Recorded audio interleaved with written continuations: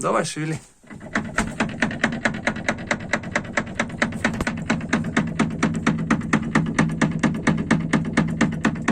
Наконечники нормально, а вот то ли тяга левая, но больше кажется, что механизм рулевой.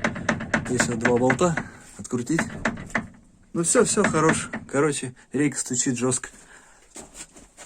Все, линки новые стоят. Втулки уже полиуретан. Все.